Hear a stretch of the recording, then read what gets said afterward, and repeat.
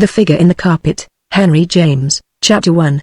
I had done a few things and earned a few pence. I had perhaps even had time to begin to think I was finer than was perceived by the patronizing, but when I take the little measure of my course, a fidgety habit, for it's none of the longest yet, I count my real start from the evening George Corvick, breathless and worried, came in to ask me a service.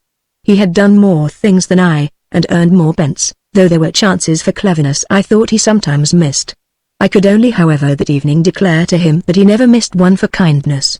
There was almost rapture in hearing it proposed to me to prepare for the middle, the organ of our lucubrations, so called from the position in the week of its day of appearance, an article for which he had made himself responsible and of which, tied up with a stout string, he laid on my table the subject.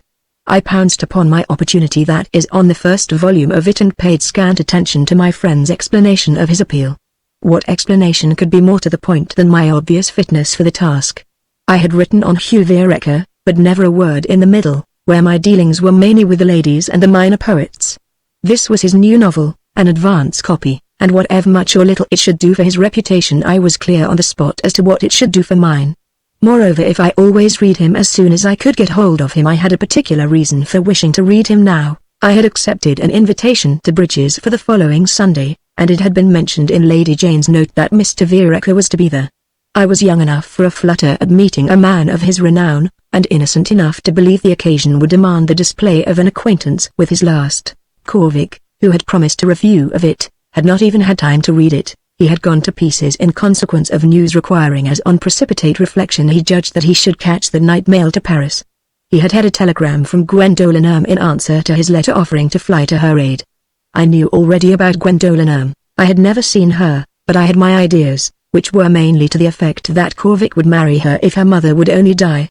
That lady seemed now in a fair way to oblige him. After some dreadful mistake about a climate or a cure, she had suddenly collapsed on the return from abroad. Her daughter, unsupported and alarmed, desiring to make a rush for home but hesitating at the risk, had accepted our friend's assistance, and it was my secret belief that at sight of him Mrs. would pull round. His own belief was scarcely to be called secret, it discernibly at any rate differed from mine.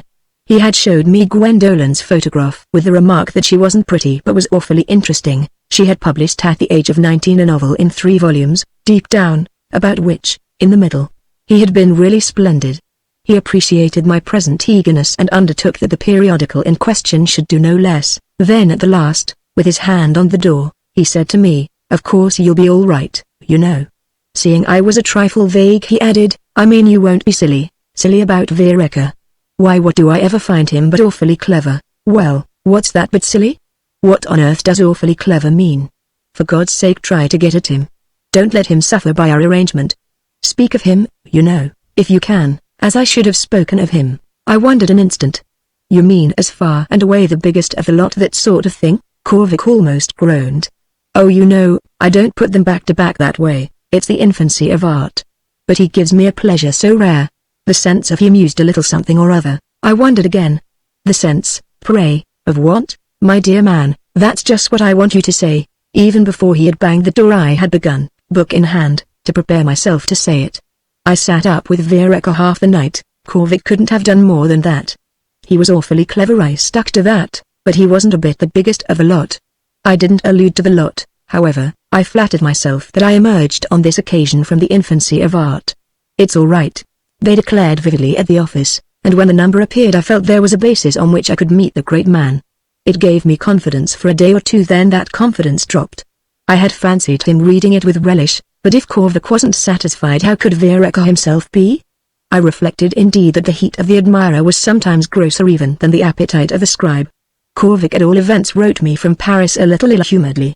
Mrs. was pulling round, and I hadn't at all said what Vereker gave him the sense of. Chapter 2. The effect of my visit to Bridges was to turn me out for more profundity. Hugh Vereker, as I saw him there, was of a contact so void of angles that I blushed for the poverty of imagination involved in my small precautions. If he was in spirits, it wasn't because he had read my review. In fact, on the Sunday morning I felt sure he hadn't read it, though the middle had been out 3 days and bloomed, I assured myself, in the stiff garden of periodicals which gave one of the ormolu tables the air of a stand at a station. The impression he made on me personally was such that I wished him to read it, and I corrected to this end with a surreptitious hand what might be wanting in the careless conspicuity of the sheet.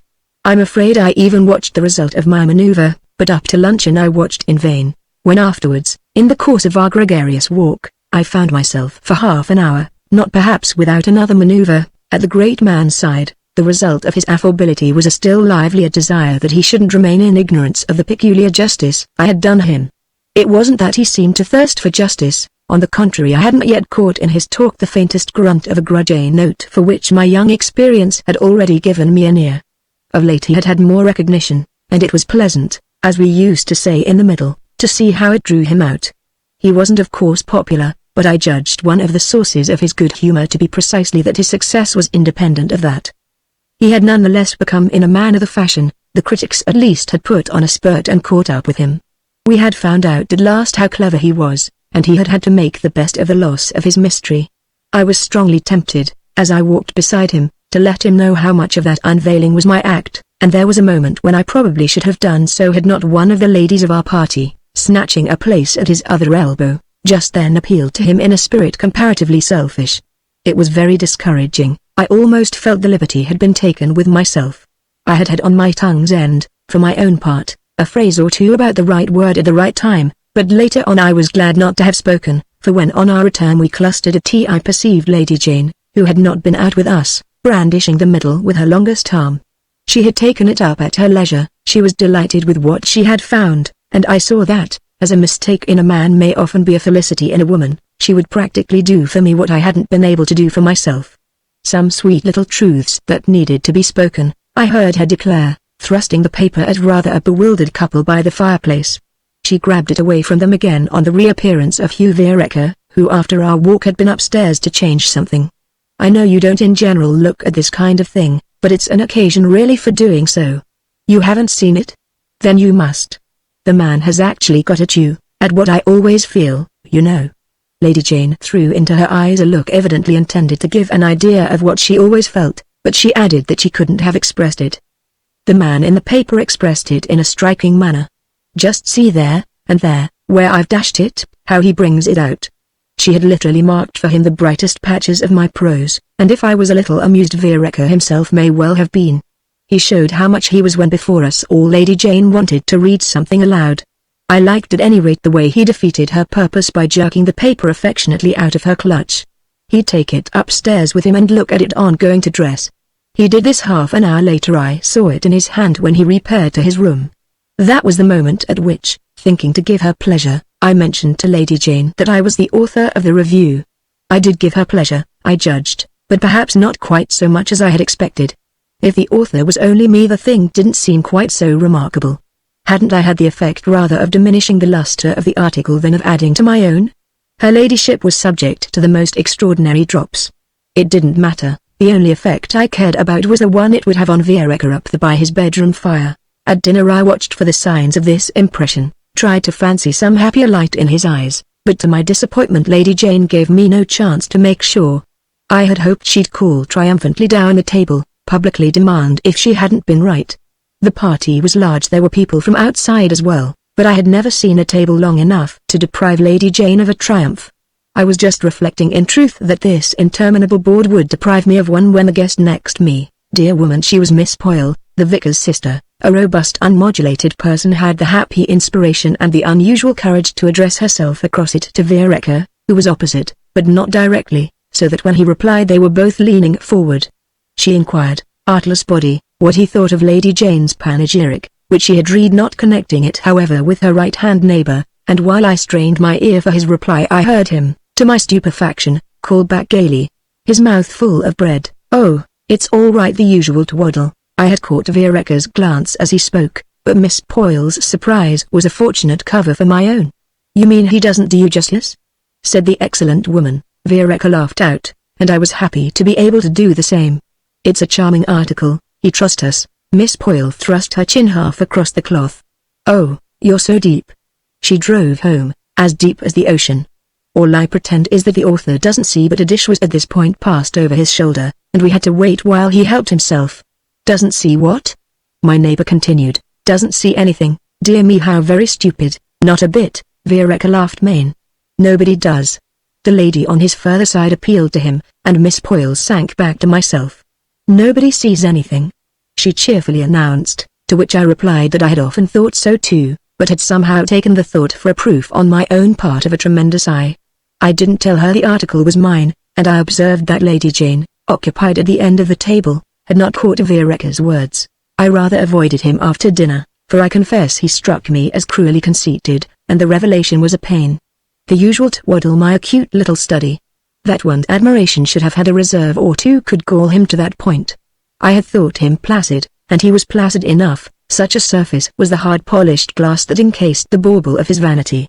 I was really ruffled, and the only comfort was that if nobody saw anything, George Corvick was quite as much out of it as I. This comfort, however, was not sufficient, after the ladies had dispersed, to carry me in the proper manner, I mean in a spotted jacket and humming an air into the smoking room. I took my way in some dejection to bed, but in the passage I encountered Mr. Vereker, who had been up once more to change, coming out of his room. He was humming an air and had on a spotted jacket, and as soon as he saw me his gaiety gave a start. "My dear young man," he exclaimed, "I'm so glad to lay hands on you. I'm afraid I most unwittingly wounded you by those words of mine at dinner to Miss Poyle. I learned but half an hour ago from Lady Jane that you're the author of the little notice in the middle." I protested that no bones were broken, but he moved with me to my own door, his hand on my shoulder, kindly feeling for a fracture, and on hearing that I had come up to bed he asked leave to cross my threshold and just tell me in 3 words what his qualification of my remarks had represented. It was plain he really feared I was hurt, and the sense of his solicitude suddenly made all the difference to me. My cheap review fluttered off into space, and the best things I had said in it became flat enough beside the brilliancy of his being there. I can see him still, on my rug, in the firelight, and his spotted jacket, his fine clear face all bright with a desire to be tender to my youth. I don't know what he had at first meant to say, but I think the sight of my relief touched him, excited him, brought up words to his lips from far within. It was so these words presently conveyed to me something that, as I afterwards knew, he had never uttered to anyone. I've always done justice to the generous impulse that made him speak. It was simply compunction for a snub unconsciously administered to a man of letters in a position inferior to his own, a man of letters moreover in the very act of praising him. To make the thing right he talked to me exactly as an equal and on the ground of what we both loved best. The hour, the place, the unexpectedness deepened the impression. He couldn't have done anything more intensely effective. Chapter 3. "I don't quite know how to explain it to you," he said, "but it was the very fact that your notice of my book had a spice of intelligence. It was just your exceptional sharpness that produced the feeling a very old story with me. I beg you to believe under the momentary influence of which I used in speaking to that good lady the words you so naturally resent. I don't read the things in the newspapers unless they're thrust upon me as that one was it's always one's best friend who does it. But I used to read them sometimes 10 years ago. I dare say they were in general rather stupider then. At any rate it always struck me they missed my little point with a perfection exactly as admirable when they patted me on the back as when they kicked me in the shins. Whenever since I've happened to have a glimpse of them they were still blazing away, still missing it, I mean, deliciously. You miss it, my dear fellow, with inimitable assurance. The fact of your being awfully clever and your articles being awfully nice doesn't make a hair's breadth of difference. It's quite with you rising young men," Vereker laughed, "that I feel most what a failure I am." I listened with keen interest. It grew keener as he talked. "You a failure, heavens! What then may your little point happen to be? Have I got to tell you, after all these years and labors?" There was something in the friendly reproach of this jocosely exaggerated that made me, as an ardent young seeker for truth, blush to the roots of my hair. I'm as much in the dark as ever, though I've grown used in a sense to my obtuseness. At that moment, however, Vereker's happy accent made me appear to myself, and probably to him, a rare dunce. I was on the point of exclaiming, "Ah yes, don't tell me, for my honor, for that of the craft, don't," when he went on in a manner that showed he had read my thought and had his own idea of the probability of our some day redeeming ourselves. "By my little point I mean what shall I call it ? The particular thing I've written my books most for. Isn't there for every writer a particular thing of that sort, the thing that most makes him apply himself, the thing without the effort to achieve which he wouldn't write at all, the very passion of his passion, the part of the business in which, for him, the flame of art burns most intensely? Well, it's that." I considered a moment, that is I followed at a respectful distance, rather gasping. I was fascinated easily, you'll say, but I wasn't going after all to be put off my guard. "Your description's certainly beautiful, but it doesn't make what you describe very distinct. I promise you it would be distinct if it should dawn on you at all. I saw that the charm of our tropic overflowed from my companion into an emotion as lively as my own.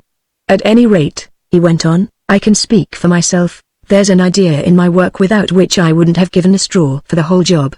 It's the finest, fullest intention of the lot, and the application of it has been, I think, a triumph of patience, of ingenuity. I ought to leave that to somebody else to say, but that nobody does say it is precisely what we're talking about. It stretches, this little trick of mine, from book to book, and everything else, comparatively, plays over the surface of it. The order, the form, the texture of my books will perhaps someday constitute for the initiated a complete representation of it. So it's naturally the thing for the critic to look for. It strikes me, my visitor added, smiling, even as the thing for the critic to find, this seemed responsibility indeed. You call it a little trick, that's only my little modesty. It's really an exquisite scheme, and you hold that you've carried the scheme out? The way I've carried it out is the thing in life I think a bit well of myself for. I had a pause. Don't you think you ought just a trifle to assist the critic, assist him? What else have I done with every stroke of my pen? I've shouted my intention in his great blank face.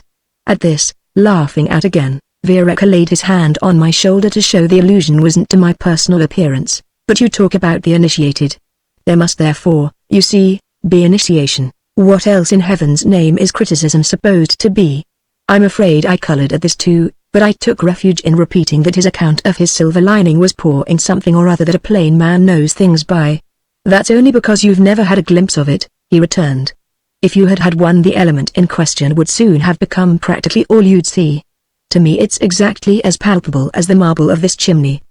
Besides, the critic just isn't a plain man. If he were, pray, what would he be doing in his neighbor's garden? You're anything but a plain man yourself, and the very raison d'etre of you all is that you're little demons of subtlety. If my great affair's a secret, that's only because it's a secret in spite of itself. Their amazing event has made it one. I not only never took the smallest precaution to keep it so, but never dreamed of any such accident. If I had, I shouldn't in advance have had the heart to go on. As it was, I only became aware little by little, and meanwhile I had done my work, and now you quite like it? I risked, my work, your secret. It's the same thing. Your guessing that, Vireka replied, is a proof that you're as clever as I say. I was encouraged by this to remark that he would clearly be pained to part with it, and he confessed that it was indeed with him now the great amusement of life. I live almost to see if it will ever be detected. He looked at me for a jesting challenge, something far within his eyes seemed to peep out. But I needn't worry, it won't. You fire me as I've never been fired, I declared, you make me determined to do or die. Then I asked, is it a kind of esoteric message? His countenance fell at this. He put out his hand as if to bid me good night. Ah, my dear fellow, it can't be described in cheap journalese. I knew of course he'd be awfully fastidious, but our talk had made me feel how much his nerves were exposed. I was unsatisfied. I kept hold of his hand. I won't make use of the expression then, I said, in the article in which I shall eventually announce my discovery, though I dare say I shall have hard work to do without it. But meanwhile, just to hasten the difficult birth, can't you give a fellow a clue? I felt much more at my ease. My whole lucid effort gives him the clue every page and line and letter. The thing's as concrete there as a bird in a cage, a bait on a hook, a piece of cheese in a mouse trap. It's stuck into every volume as your foot is stuck into your shoe.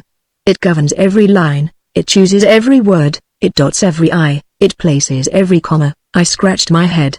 Is it something in the style or something in the thought?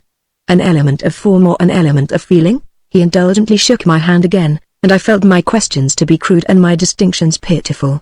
Good night, my dear boy, don't bother about it.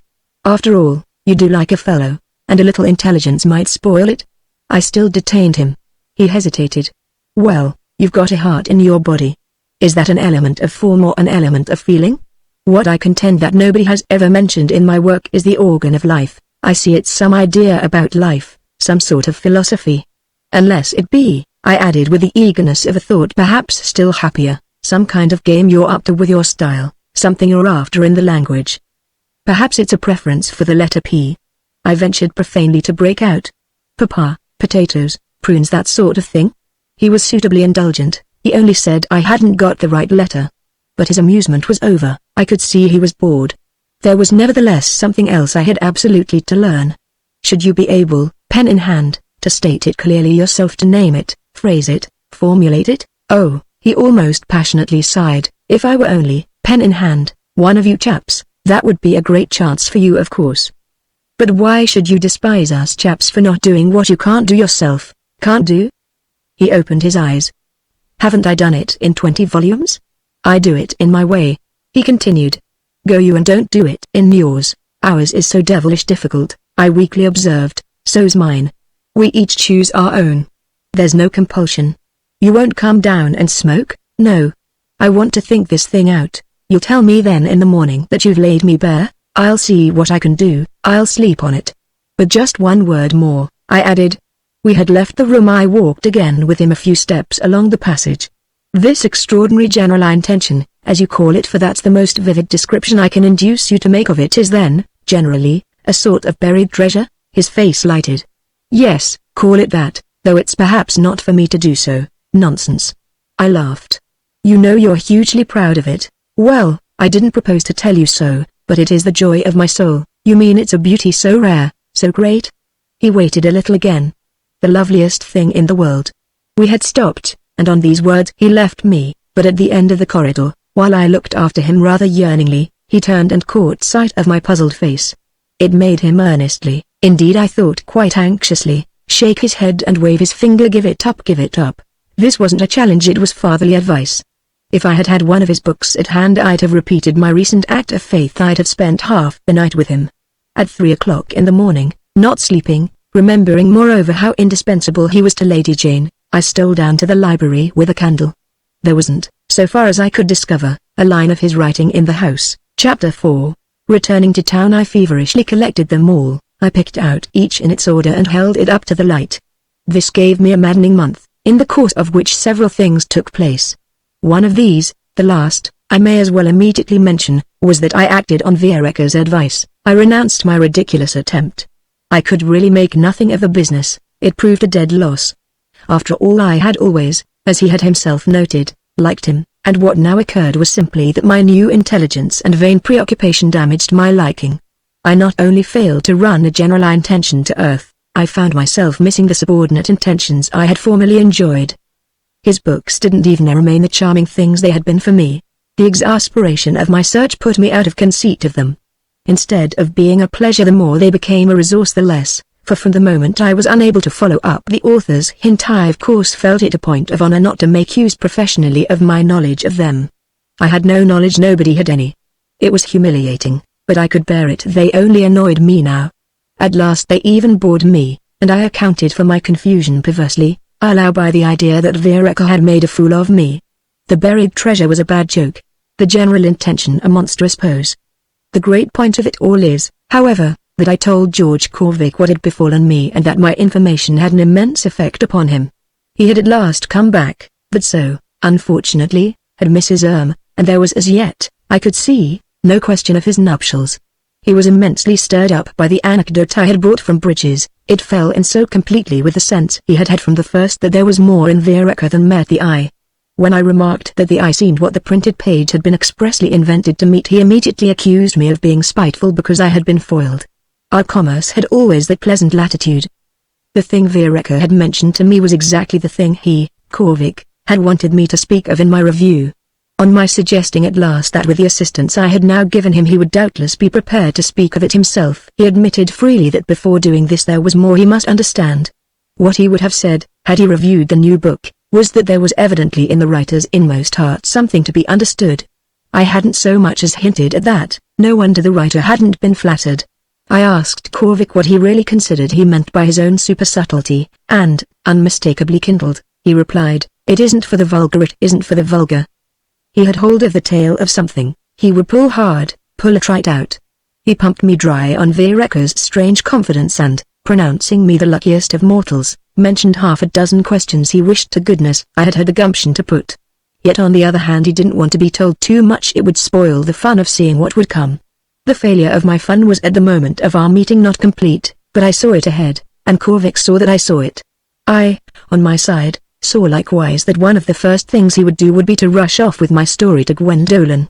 On the very day after my talk with him I was surprised by the receipt of a note from Hugh Vereker, to whom our encounter at Bridges had been recalled, as he mentioned, by his falling, in a magazine, on some article to which my signature was attached. "I read it with great pleasure," he wrote, "and remembered under its influence our lively conversation by your bedroom fire. The consequence of this has been that I begin to measure the temerity of my having saddled you with the knowledge that you may find something of a burden. Now that the fit's over, I can't imagine how I came to be moved so much beyond my wont. I had never before mentioned, no matter in what state of expansion, the fact of my little secret, and I shall never speak of that mystery again. I was accidentally so much more explicit with you than it has ever entered into my game to be, that I find this game, I mean the pleasure of playing it, suffers considerably.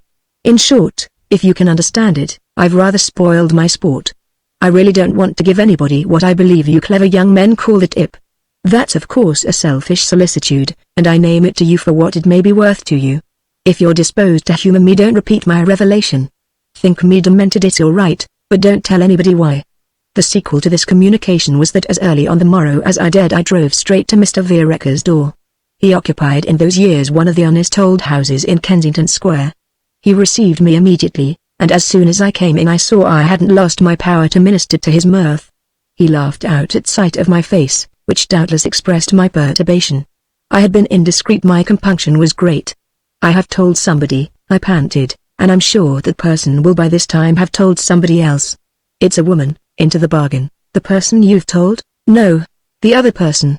I'm quite sure he must have told her, for all the good it will do her or do me.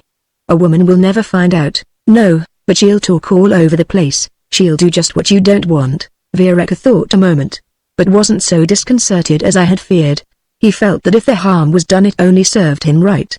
"It doesn't matter, don't worry, I'll do my best. I promise you, that your talk with me shall go no further." "Very good, do what you can. In the meantime," I pursued, "George Corvick's possession of the tip may, on his part, really lead to something. That will be a brave day." I told him about Corvick's cleverness, his admiration, the intensity of his interest in my anecdote, and without making too much of the divergence of our respective estimates mentioned that my friend was already of opinion that he saw much further into a certain affair than most people. He was quite as fired as I had been at bridges. He was moreover in love with the young lady. Perhaps the two together would puzzle something out. Vereker seemed struck with this. "Do you mean they're to be married?" "I dare say that's what it will come to. That may help them," he conceded, "but we must give them time." I spoke of my own renewed assault and confessed my difficulties, whereupon he repeated his former advice, "Give it up, give it up." He evidently didn't think me intellectually equipped for the adventure. I stayed half an hour, and he was most good-natured, but I couldn't help pronouncing him a man of unstable moods. He had been free with me in a mood, he had repented in a mood, and now in a mood he had turned indifferent. This general levity helped me to believe that, so far as the subject of the tip went, there wasn't much in it. I contrived however to make him answer a few more questions about it, though he did so with visible impatience. For himself, beyond doubt, the thing we were all so blank about was vividly there. It was something, I guessed, in the primal plan, something like a complex figure in a Persian carpet. He highly approved of this image when I used it, and he used another himself. "It's the very string," he said, "that my pearls are strung on." The reason of his note to me had been that he really didn't want to give us a grain of succor. Our density was a thing too perfect in its way to touch. He had formed the habit of depending on it, and if the spell was to break it must break by some force of its own. He comes back to me from that last occasion, for I was never to speak to him again as a man with some safe preserve for sport. I wondered as I walked away where he had got his tip. Chapter 5. When I spoke to George Corvick of the caution I had received, he made me feel that any doubt of his delicacy would be almost an insult. He had instantly told Gwendolen, but Gwendolen's ardent response was in itself a pledge of discretion. The question would now absorb them and would offer them a pastime too precious to be shared with the crowd. They appeared to have caught instinctively at Vereker's high idea of enjoyment. Their intellectual pride, however, was not such as to make them indifferent to any further light I might throw on the affair they had in hand. They were indeed of the artistic temperament, and I was freshly struck with my colleague's power to excite himself over a question of art. He'd call it letters, he'd call it life, but it was all one thing. In what he said I now seemed to understand that he spoke equally for Gwendolen, to whom, as soon as Mrs. was sufficiently better to allow her a little leisure, he made a point of introducing me. I remember our going together one Sunday in August to a huddled house in Chelsea, and my renewed envy of Corvick's possession of a friend who had some light to mingle with his own. He could say things to her that I could never say to him. She had indeed no sense of humor and, with her pretty way of holding her head on one side, was one of those persons whom you want, as the phrase is, to shake, but who have learnt Hungarian by themselves. She conversed perhaps in Hungarian with Korvik. She had remarkably little English for his friend. Korvik afterwards told me that I had chilled her by my apparent indisposition to oblige them with a detail of what Vireka had said to me. I allowed that I felt I had given thought enough to that indication. Hadn't I even made up my mind that it was vain and would lead nowhere? The importance they attached to it was irritating and quite envenomed my doubts. That statement looks unamiable, and what probably happened was that I felt humiliated at seeing other persons deeply beguiled by an experiment that had brought me only chagrin. I was out in the cold while, by the evening fire, under the lamp. They followed the chase for which I myself had sounded the horn. They did as I had done, only more deliberately and sociably they went over their author from the beginning. There was no hurry. Korvik said the future was before them and the fascination could only grow. They would take him page by page, as they would take one of the classics, inhale him in slow draughts and let him sink all the way in. They would scarce have got so wound up, I think, if they hadn't been in love. Poor Vireka's inner meaning gave them endless occasion to put and to keep their young heads together. Nonetheless it represented the kind of problem for which Korvik had a special aptitude, drew out the particular pointed patience of which, had he lived, he would have given more striking and, it is to be hoped, more fruitful examples. He at least was, in Vireka's words, a little demon of subtlety. We had begun by disputing, but I soon saw that without my stirring a finger his infatuation would have its bad hours. He would bound off on false scents as I had done. He would clap his hands over new lights and see them blown out by the wind of the turned page. He was like nothing, I told him, but the maniacs who embrace some bedlamitical theory of the cryptic character of Shakespeare. To this he replied that if we had had Shakespeare's own word for his being cryptic he would at once have accepted it. The case there was altogether different. We had nothing but the word of Mr. Snooks. I returned that I was stupefied to see him attach such importance even to the word of Mr. Vireka. He wanted thereupon to know if I treated Mr. Vireka's word as a lie. I wasn't perhaps prepared, in my unhappy rebound, to go so far as that, but I insisted that till the contrary was proved I should view it as too fond an imagination. I didn't, I confess, say I didn't at that time quite know all I felt. Deep down, as Miss would have said, I was uneasy, I was expectant. At the core of my disconcerted state for my wonted curiosity lived in its ashes was the sharpness of a sense that Korvik would at last probably come out somewhere. He made, in defense of his credulity, a great point of the fact that from of old, in his study of this genius, he had caught whiffs and hints of he didn't know what, faint wandering notes of a hidden music. That was just the rarity, that was the charm, it fitted so perfectly into what I reported. If I returned on several occasions to the little house in Chelsea I dare say it was as much for news of Vireka as for news of Miss ailing parent. The hours spent there by Korvik were present to my fancy as those of a chess player bent with a silent scowl, all the lamplit winter, over his board and his moves. As my imagination filled it out the picture held me fast. On the other side of the table was a ghostlier form, the faint figure of an antagonist, good-humouredly but a little wearily secure, an antagonist who leaned back in his chair with his hands in his pockets and a smile on his fine clear face. Close to Korvik, behind him, was a girl who had begun to strike me as pale and wasted and even, on more familiar view, as rather handsome, and who rested on his shoulder and hung on his moves. He would take up a chessman and hold it poised a while over one of the little squares, and then would put it back in its place with a long sigh of disappointment. The young lady, at this, would slightly but uneasily shift her position and look across, very hard, very long, very strangely, at their dim participant.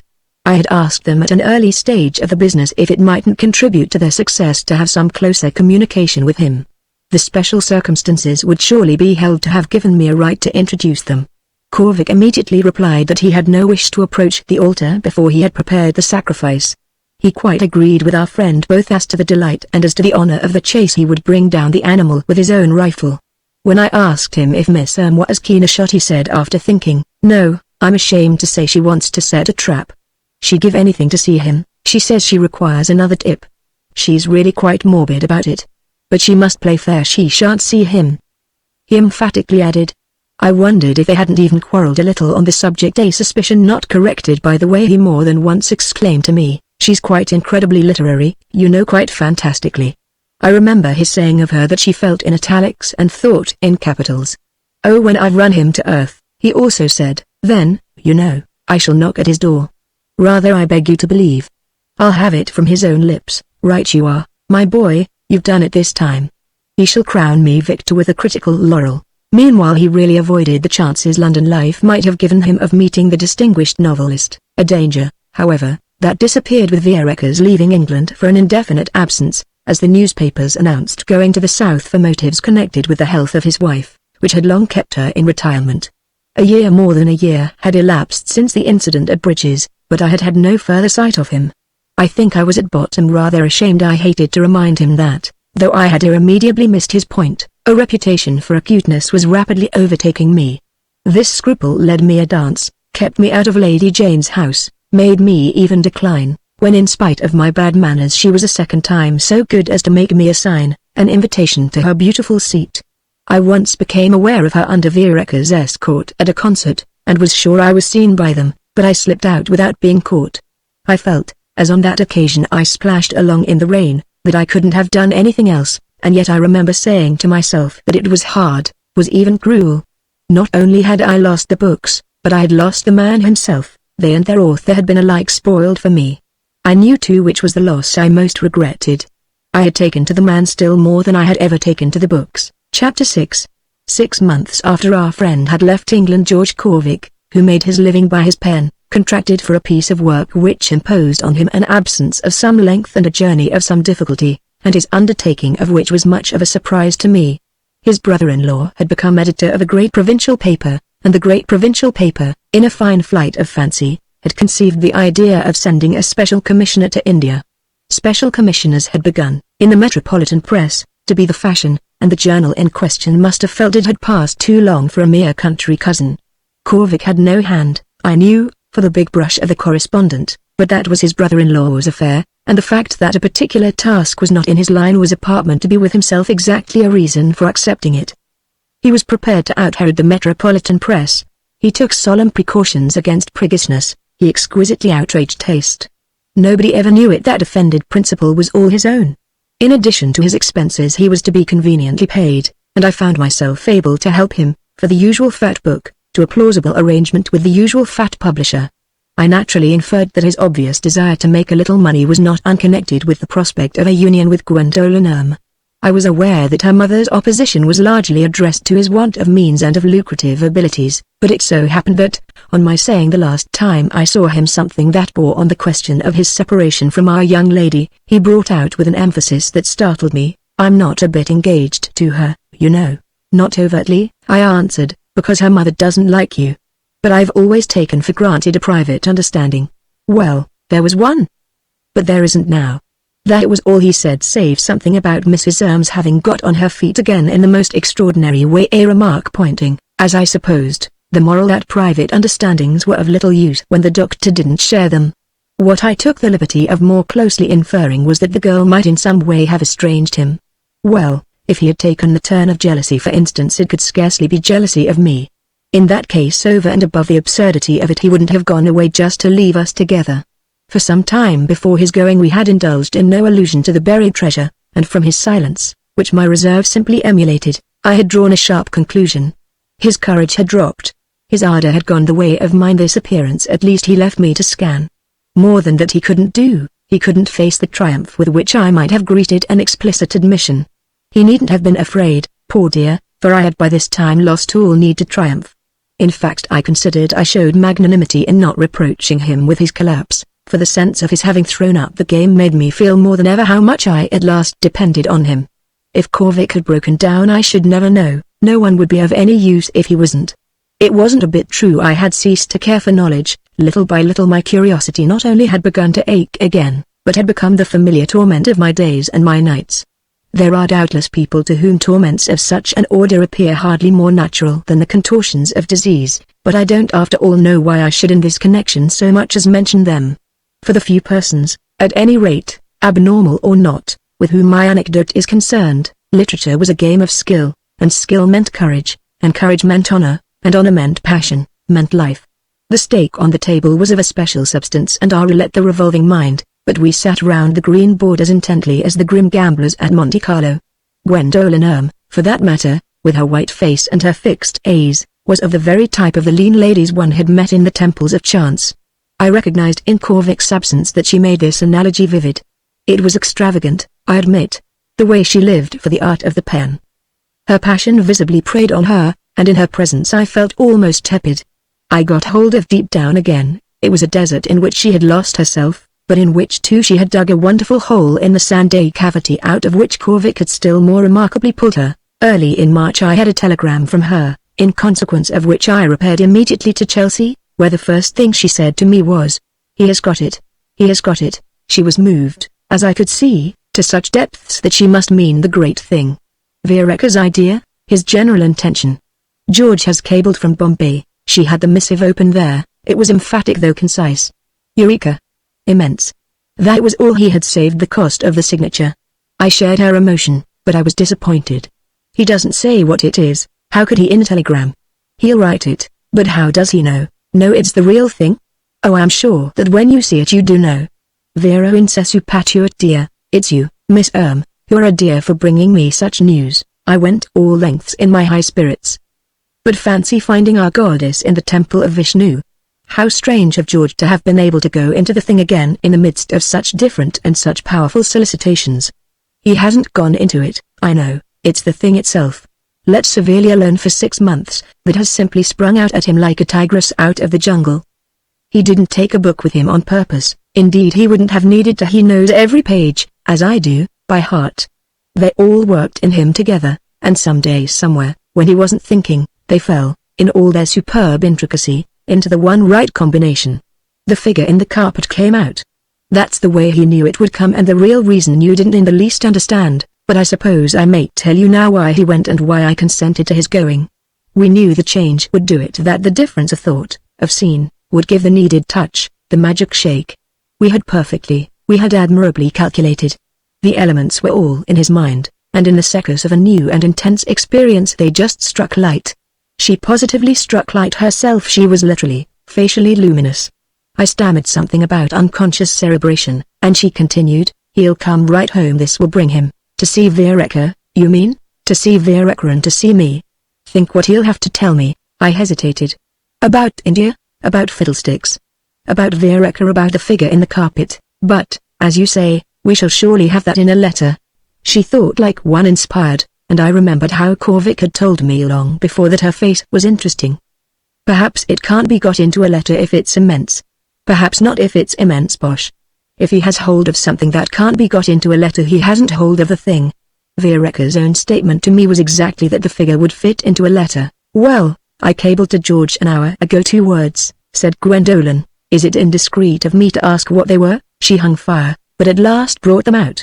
"Angel, right, good," I exclaimed. "I'll make it sure. I'll send him the same." Chapter 7. My words, however, were not absolutely the same. I put something instead of angel, and in the sequel my epithet seemed the more apartment, for when eventually we heard from our traveler it was thoroughly to be tantalized. He was magnificent in his triumph. He described his discovery as stupendous, but his ecstasy only obscured it. There were to be no particulars till he should have submitted his conception to the supreme authority. He had thrown up his commission. He had thrown up his book. He had thrown up everything but the instant need to hurry to Rapallo, on the Genoese shore, where Vereker was making a stay. I wrote him a letter which was to await him at Aden. I besought him to relieve my suspense. That he had found my letter was indicated by a telegram which, reaching me after weary days and in the absence of any answer to my laconic dispatch to him at Bombay, was evidently intended as a reply to both communications. Those few words were in familiar French, the French of the day, which Korvik often made use of to show he wasn't a prig. It had for some persons the opposite effect, but his message may fairly be paraphrased. "Have patience, I want to see, as it breaks on you, the face you'll make. Tellement envie de voir ta tête." That was what I had to sit down with.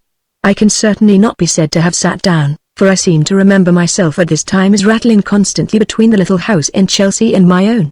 Our impatience, Gwendolen's and mine, was equal, but I kept hoping her light would be greater. We all spent during this episode, for people of our means, a great deal of money in telegrams and cabs, and I counted on the receipt of news from Rapallo immediately after the junction of the discoverer with the discovered. The interval seemed an age, but late one day I heard a hansom precipitated to my door with the crash engendered by a hint of liberality. I lived with my heart in my mouth and accordingly bounded to the window, a movement which gave me a view of a young lady erect on the footboard of the vehicle and eagerly looking up at my house. At sight of me she flourished a paper with a movement that brought me straight down, the movement with which, in melodramas, handkerchiefs and reprieves are flourished at the foot of the scaffold. Just seen Vera cannot a note wrong. Pressed me to bosom keeps me a month. So much I read on her paper while the cabby dropped a grin from his perch. In my excitement I paid him profusely and in hers she suffered it. Then as he drove away we started to walk about and talk. We had talked, heaven knows, enough before, but this was a wondrous lift. We pictured the whole scene at Rapallo, where he would have written, mentioning my name, for permission to call, that is I pictured it. Having more material than my companion, whom I felt hang on my lips as we stopped on purpose before shop windows we didn't look into. About one thing we were clear, if he was staying on for fuller communication we should at least have a letter from him that would help us through the dregs of delay. We understood his staying on, and yet each of us saw, I think, that the other hated it. The letter we were clear about arrived. It was for Gwendolen, and I called on her in time to save her the trouble of bringing it to me. She didn't read it out, as was natural enough, but she repeated to me what it chiefly embodied. This consisted of the remarkable statement that he'd tell her after they were married exactly what she wanted to know, only then, when I'm his wife not before, she explained. It's tantamount to saying isn't it ? That I must marry him straight off. She smiled at me while I flushed with disappointment, a vision of fresh delay that made me at first unconscious of my surprise. It seemed more than a hint that on me as well he would impose some tiresome condition. Suddenly, while she reported several more things from his letter, I remembered what he had told me before going away. He had found Mr. Vereker deliriously interesting and his own possession of the secret a real intoxication. The buried treasure was all gold and gems. Now that it was there it seemed to grow and grow before him. It would have been, through all time and taking all tongues, one of the most wonderful flowers of literary art. Nothing, in especial, once you were face to face with it, could show for more consummately done. When once it came out, was there with a splendor that made you ashamed. And there hadn't been, save in the bottomless vulgarity of the age, with everyone tasteless and tainted, every sense stopped, the smallest reason why it should have been overlooked. It was great, yet so simple, was simple, yet so great, and the final knowledge of it was an experience quite apart. He intimated that the charm of such an experience, the desire to drain it, in its freshness, to the last drop, was what kept him the close to the source. Gwendolen, frankly radiant as she trussed me these fragments, showed the elation of a prospect more assured than my own. That brought me back to the question of her marriage, prompted me to ask if what she meant by what she had just surprised me with was that she was under an engagement. Of course I am, she answered. Didn't you know it? She seemed astonished, but I was still more so, for Corvick had told me the exact contrary.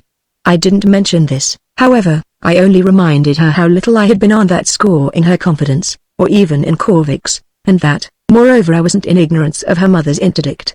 At bottom I was troubled by the disparity of the two accounts, but after a little I felt Corvick's to be the one I least doubted. This simply reduced me to asking myself if the girl had on the spot improvised an engagement, vamped up an old one, or dashed off a new in order to arrive at the satisfaction she desired. She must have had resources of which I was destitute, but she made her case slightly more intelligible by returning presently. What the state of things has been is that we felt of course bound to do nothing in Mama's lifetime. But now you think you'll just dispense with Mama's consent? Ah, it mayn't come to that. I wondered what it might come to, and she went on, poor dear, she may swallow the dose. In fact, you know, she added with a laugh, she really must. A proposition of which, on behalf of everyone concerned, I fully acknowledged the force. Chapter 8. Nothing more vexatious had ever happened to me than to become aware before Corvick's arrival in England that I shouldn't be there to put him through. I found myself abruptly called to Germany by the alarming illness of my younger brother, who, against my advice, had gone to Munich to study, at the feet indeed of a great master, the art of portraiture in oils. The near relative who made him an allowance had threatened to withdraw it if he should, under specious pretexts, turn for superior truth to Paris, Paris being somehow, for a Cheltenham aunt, the school of evil, the abyss. I deplored this prejudice at the time, and the deep injury of it was now visible first in the fact that it hadn't saved the poor boy, who was clever, frail and foolish, from congestion of the lungs, and second in the greater break with London to which the event condemned me. I'm afraid that what was uppermost in my mind during several anxious weeks was the sense that if we had only been in Paris I might have run over to see Corvick. This was actually out of the question from every point of view. My brother, whose recovery gave us both plenty to do, was ill for 3 months, during which I never left him and at the end of which we had to face the absolute prohibition of a return to England. The consideration of climate imposed itself, and he was in no state to meet it alone. I took him to Meran and spent the summer with him, trying to show him by example how to get back to work and nursing a rage of another sort that I tried not to show him. The whole business proved the first of a series of phenomena so strangely interlaced that, taken together, which was how I had to take them, they form as good an illustration as I can recall of the manner in which, for the good of his soul doubtless, fate sometimes deals with a man's avidity. These incidents certainly had larger bearings than the comparatively meagre consequence we are here concerned with, though I feel that consequence also a thing to speak of with some respect. It's mainly in such a light, I confess, at any rate, that the ugly fruit of my exile is at this hour present to me. Even at first indeed the spirit in which my avidity, as I have called it, made me regard that term owed no element of ease to the fact that before coming back from Rapallo George Corvick addressed me in a way I objected to. His letter had none of the sedative action I must today profess myself sure he had wished to give it, and the march of occurrences was not so ordered as to make up for what it lacked. He had begun on the spot, for one of the quarterlies, a great last word on Vereker's writings, and this exhaustive study, the only one that would have counted, have existed, was to turn on the new light, to utter so quietly the unimagined truth. It was in other words to trace the figure in the carpet through every convolution, to reproduce it in every tint. The result, according to my friend, would be the greatest literary portrait ever painted, and what he asked of me was just to be so good as not to trouble him with questions till he should hang up his masterpiece before me. He did me the honor to declare that, putting aside the great sitter himself, all aloft in his indifference, I was individually the connoisseur he was most working for. I was therefore to be a good boy and not try to peep under the curtain before the show was ready. I should enjoy it all the more if I sat very still. I did my best to sit very still, but I couldn't help giving a jump on seeing in the Times, after I had been a week or two in Munich and before, as I knew, Corvick had reached London, the announcement of the sudden death of poor Mrs. I instantly, by letter, appealed to Gwendolen for particulars, and she wrote me that her mother had yielded to long-threatened failure of the heart. She didn't say, but I took the liberty of reading into her words, that from the point of view of her marriage and also of her eagerness, which was quite a match for mine, this was a solution more prompt than could have been expected and more radical than waiting for the old lady to swallow the dose. I candidly admit indeed that at the time, for I heard from her repeatedly, I read some singular things into Gwendolen's words and some still more extraordinary ones into her silences. Pen in hand, this way, I live the time over, and it brings back the oddest sense of my having been, both for months and in spite of myself, a kind of coerced spectator. All my life had taken refuge in my eyes, which the procession of events appeared to have committed itself to keep astir. There were days when I thought of writing to Hugh Vereker and simply throwing myself on his charity. But I felt more deeply that I hadn't fallen quite so low, besides which, quite properly, he would send me about my business. Mrs. Erm's death brought Corvick straight home, and within a month he was united very quietly, as quietly, I seemed to make out, as he meant in his article to bring out his true veil to the young lady he had loved and quitted. I use this last term, I may parenthetically say, because I subsequently grew sure that at the time he went to India, at the time of his great news from Bombay, there had been no positive pledge between them whatever. There had been none at the moment she was affirming to me the very opposite. On the other hand, he had certainly become engaged the day he returned. The happy pair went down to Torquay for their honeymoon, and there, in a reckless hour, it occurred to poor Corvick to take his young bride a drive. He had no command of that business. This had been brought home to me of old in a little tour we had once made together in a dog-cart. In a dog-cart he perched his companion for a rattle over Devonshire hills, on one of the likeliest of which he brought his horse, who, it was true, had bolted down with such violence that the occupants of the cart were hurled forward and that he fell horribly on his head. He was killed on the spot. Gwendolen escaped unhurt. I pass rapidly over the question of this unmitigated tragedy, of what the loss of my best friend meant for me, and I complete my little history of my patience and my pain by the frank statement of my having, in a postscript to my very first letter to her after the receipt of the hideous news, asked Mrs. Corvick whether her husband mightn't at least have finished the great article on Vereker. Her answer was as prompt as my question. The article, which had been barely begun, was a mere heartbreaking scrap. She explained that our friend, abroad, had just settled down to it when interrupted by her mother's death, and that then, on his return, He had been kept from work by the engrossments into which the calamity was to plunge them. The opening pages were all that existed. They were striking, they were promising, but they didn't unveil the idol. That great intellectual feat was obviously to have formed his climax. She said nothing more, nothing to enlighten me as to the state of her own knowledge, the knowledge for the acquisition of which I had fancied her prodigiously acting. This was above all what I wanted to know. Had she seen the idol unveiled? Had there been a private ceremony for a palpitating audience of one? For what else but that ceremony had the nuptials taken place? I didn't like as yet to press her, though when I thought of what had passed between us on the subject in Corvic's absence her reticence surprised me. It was therefore not till much later, from Mirren, that I risked another appeal, risked it in some trepidation, for she continued to tell me nothing. "Did you hear in those few days of your blighted bliss," I wrote, "what we desired so to hear?" I said, "We," as a little hint, and she showed me she could take a little hint. "I heard everything," she replied, "and I mean to keep it to myself." Chapter 9. It was impossible not to be moved with the strongest sympathy for her, and on my return to England I showed her every kindness in my power. Her mother's death had made her means sufficient, and she had gone to live in a more convenient quarter. But her loss had been great and her visitation cruel. It never would have occurred to me moreover to suppose she could come to feel the possession of a technical tip, of a piece of literary experience, a counterpoise to her grief. Strange to say, nonetheless, I couldn't help believing after I had seen her a few times that I caught a glimpse of some such oddity. I hasten to add that there had been other things I couldn't help believing, or at least imagining, and as I never felt I was really clear about these, so, as to the point I here touch on, I give her memory the benefit of the doubt. Stricken and solitary, highly accomplished, and now, in her deep mourning, her maturer grace and her uncomplaining sorrow, incontestably handsome, she presented herself as leading a life of singular dignity and beauty. I had at first found a way to persuade myself that I should soon get the better of the reserve formulated. The week after the catastrophe, in her reply to an appeal as to which I was not unconscious that it might strike her as mistimed. Certainly that reserve was something of a shock to me, certainly it puzzled me the more I thought of it, and even though I tried to explain it, with moments of success, by an imputation of exalted sentiments, of superstitious scruples, of a refinement of loyalty. Certainly it added at the same time hugely to the price of Vereker's secret, precious as this mystery already appeared. I may as well confess abjectly that Mrs. Corvic's unexpected attitude was the final tap on the nail that was to fix fast my luckless idea, convert it into the obsession of which I'm forever conscious. But this only helped me the more to be artful, to be adroit, to allow time to elapse before renewing my suit.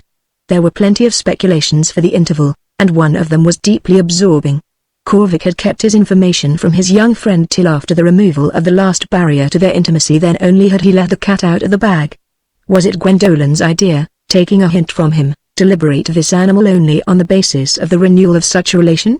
Was the figure in the carpet traceable or describable only for husbands and wives, for lovers supremely united?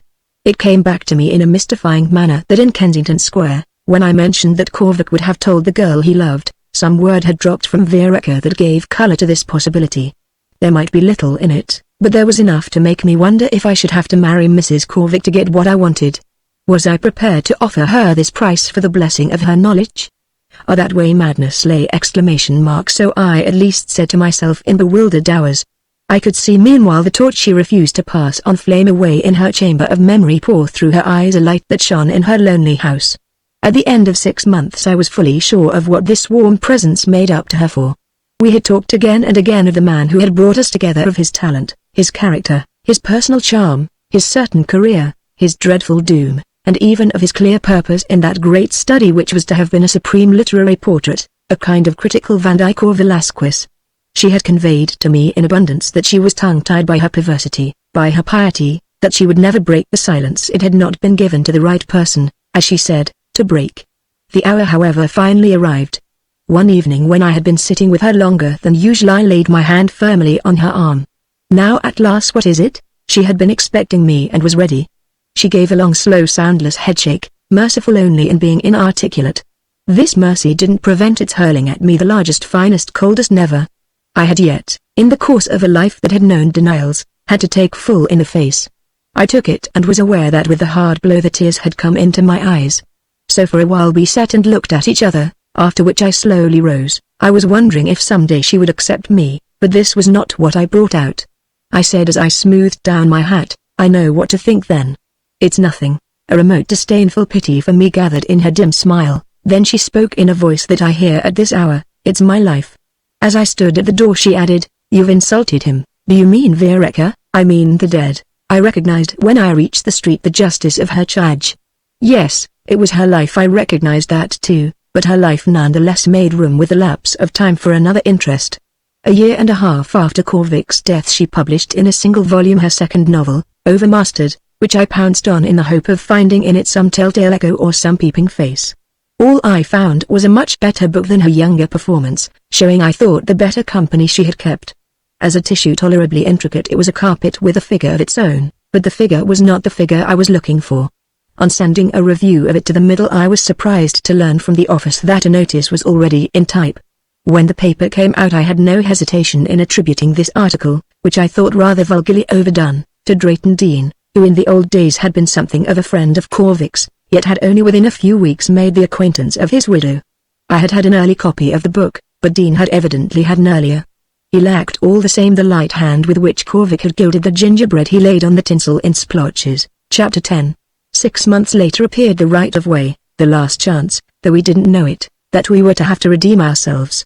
Written wholly during Veronica's sojourn abroad, the book had been heralded, in 100 paragraphs, by the usual ineptitudes.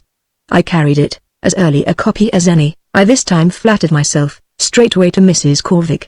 This was the only use I had for it. I left the inevitable tribute of the middle to some more ingenious mind and some less irritated temper. "But I already have it," Gwendolen said. "Drayton Dean was so good as to bring it to me yesterday, and I've just finished it." "Yesterday? How did he get it so soon?" "He gets everything so soon. He's to review it in the Middle." "He Drayton Dean review Veronica?" I couldn't believe my ears. "Why not? One fine ignorance is as good as another." I winced but I presently said, "You ought to review him yourself." "I don't review," she laughed. "I'm reviewed." Just then the door was thrown open. "Ah yes, here's your reviewer." Drayton Dean was there with his long legs and his tall forehead. He had come to see what she thought of The Right of Way, and to bring news that was singularly relevant. The evening papers were just out with a telegram on the author of that work, who, in Rome, had been ill for some days with an attack of malarial fever. It had at first not been thought grave, but had taken, in consequence of complications, a turn that might give rise to anxiety. Anxiety had indeed at the latest hour begun to be felt. I was struck in the presence of these tidings with the fundamental detachment that Mrs. Corvic's overt concern quite failed to hide. It gave me the measure of her consummate independence. That independence rested on her knowledge, the knowledge which nothing now could destroy and which nothing could make different. The figure in the carpet might take on another twist or two, but the sentence had virtually been written. The writer might go down to his grave. She was the person in the world to whom, as if she had been his favored ere his continued existence was least of a need. This reminded me how I had observed at a particular moment after Corvic's death a drop of her desire to see him face to face. She had got what she wanted without that. I had been sure that if she hadn't got it she wouldn't have been restrained from the endeavor to sound him personally by those superior reflections, more conceivable on a man's part than on a woman's, which in my case had served as a deterrent. It wasn't, however, I hasten to add, that my case, in spite of this invidious comparison, wasn't ambiguous enough. At the thought that Veronica was perhaps at that moment dying there rolled over me a wave of anguish, a poignant sense of how inconsistently I still depended on him.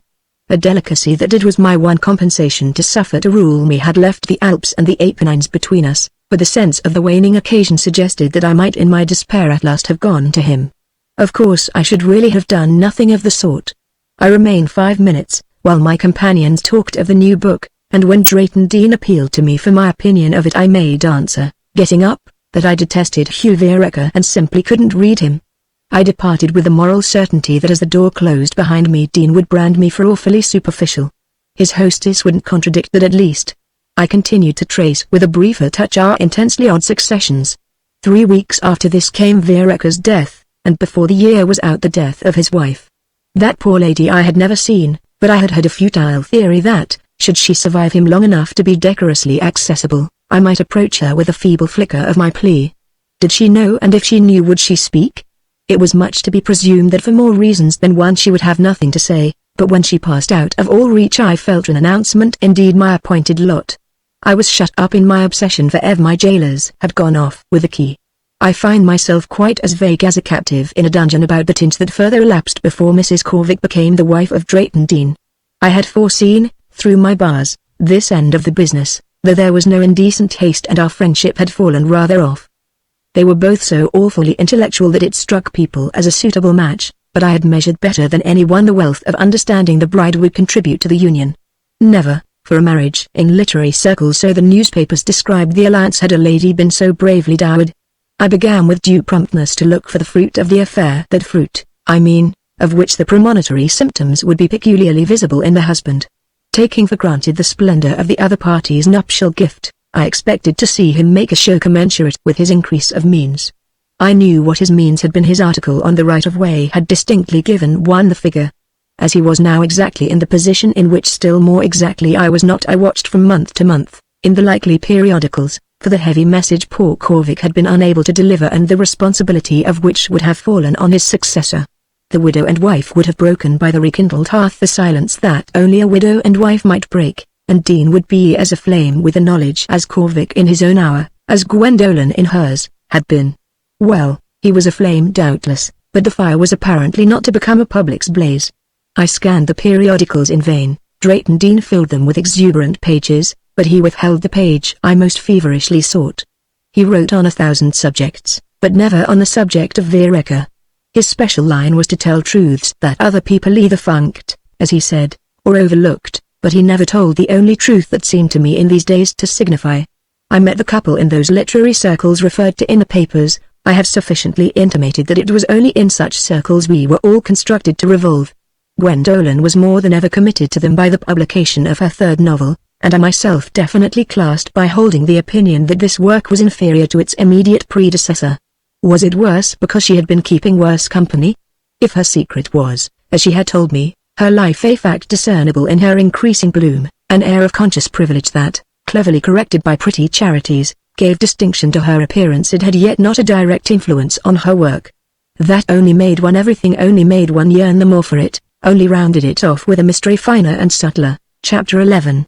It was therefore from her husband I could never remove my eyes. I beset him in a manner that might have made him uneasy. I went even so far as to engage him in conversation.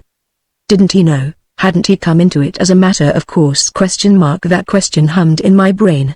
Of course he knew, otherwise he wouldn't return my stare so queerly. His wife had told him what I wanted and he was amiably amused at my impotence. He didn't laugh, he wasn't a laugher. His system was to present to my irritation, so that I should crudely expose myself, a conversational blank as vast as his big bare brow. It always happened that I turned away with a settled conviction from these unpeopled expanses, which seemed to complete each other geographically and to symbolize together Drayton Dean's want of voice, want of form. He simply hadn't the art to use what he knew.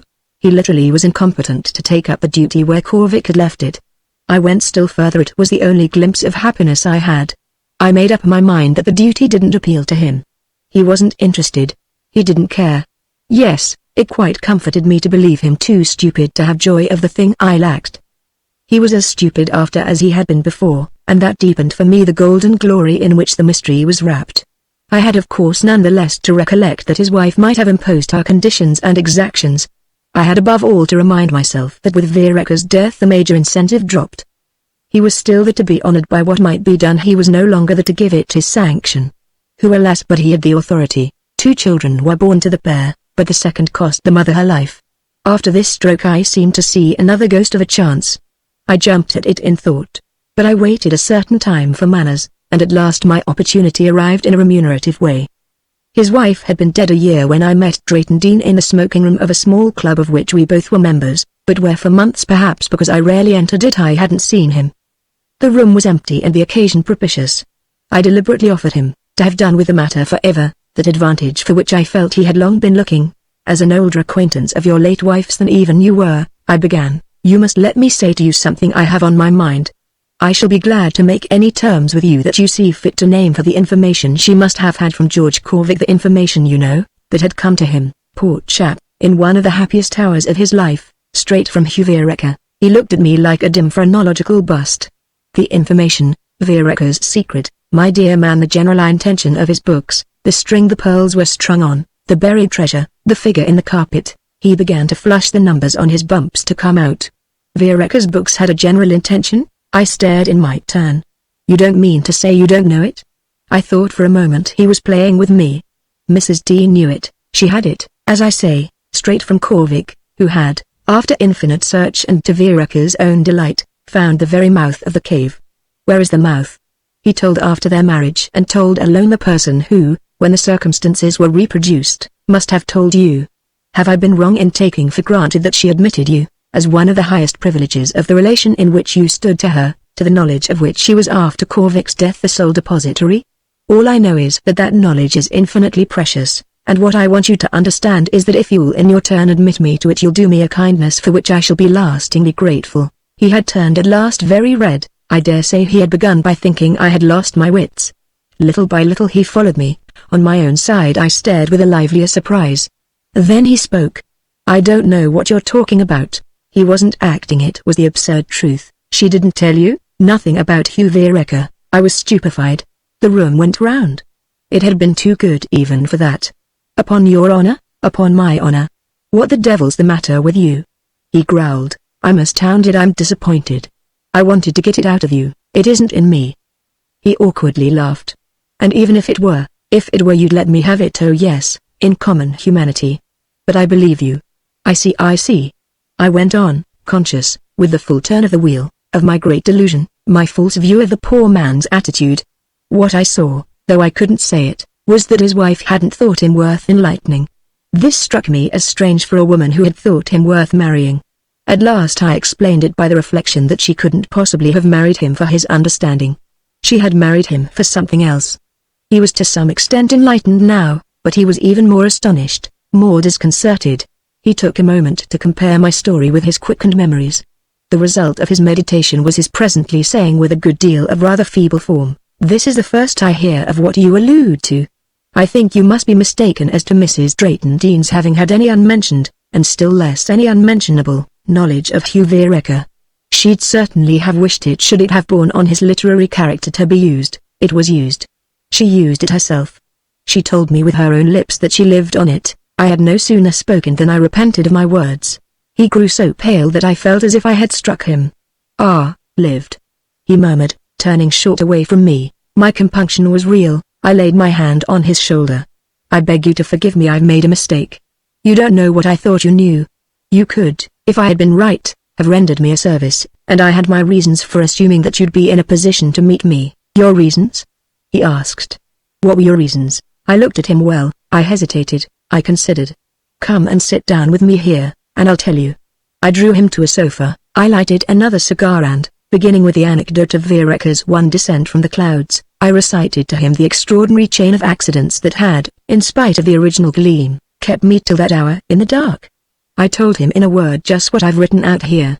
He listened with deepening attention, and I became aware, to my surprise, by his ejaculations, by his questions, that he would have been after all not unworthy to be trusted by his wife.